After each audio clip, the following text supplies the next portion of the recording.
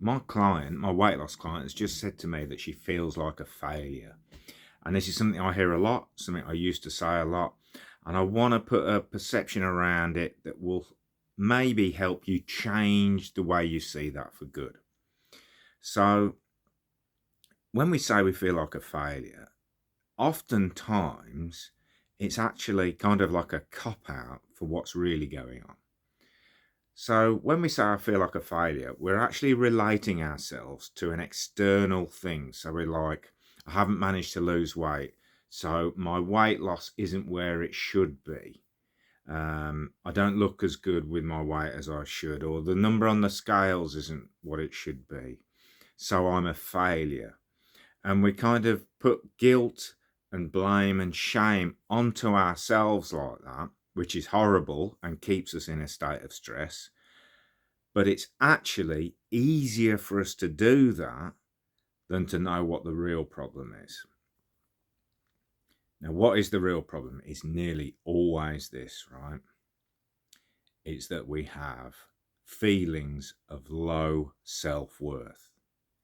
Now, what is the difference between this saying something like I feel like a failure and a feeling of low self-worth? There is a distinct difference. When we say I feel like a failure, we're generally talking about something external, like a result. So it's more like self-confidence. And self-confidence is something we relate to how we're doing at a task, or how our journey is going with something external that can be measured and stuff like that. So that's self-confidence. But self-worth is an internal thing.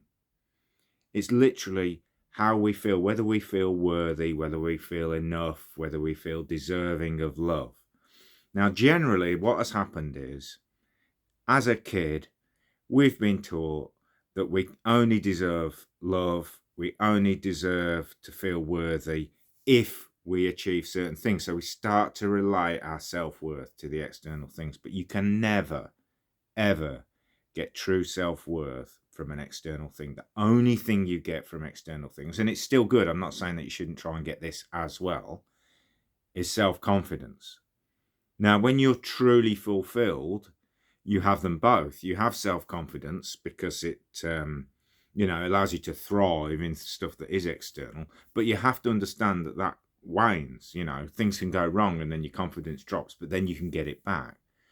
But self-worth is more like a foundation of your whole being. It's whether you think you deserve to feel good, whether you think you deserve love, whether you think you deserve to be healthy. That is an inner feeling. It's purely between you and you, but how you feel about that has come from external thoughts. How you were treated comes from society. You've been taught to think incorrectly about that. And everybody is worthy. And when you start to feel good self-worth, your life will change, because you will look at failure totally differently. You will be able to, say, bring it on, because it does not affect your self-worth if you fail. It just will make your confidence wane, and that's fine. You can absolutely live with that when you have the foundation of self-worth. So I thought I'd share that with you in the hope that that helps, because I think that's massive for so many people. In fact, I almost always say, if you're struggling with something like your weight or an addiction or something like that, it is nearly always down to low self-worth, not to do with the things you're looking at, which are usually confidence builders and stuff like that. If you've got any questions, please ask in the comments. I'll try and help you as much as I can.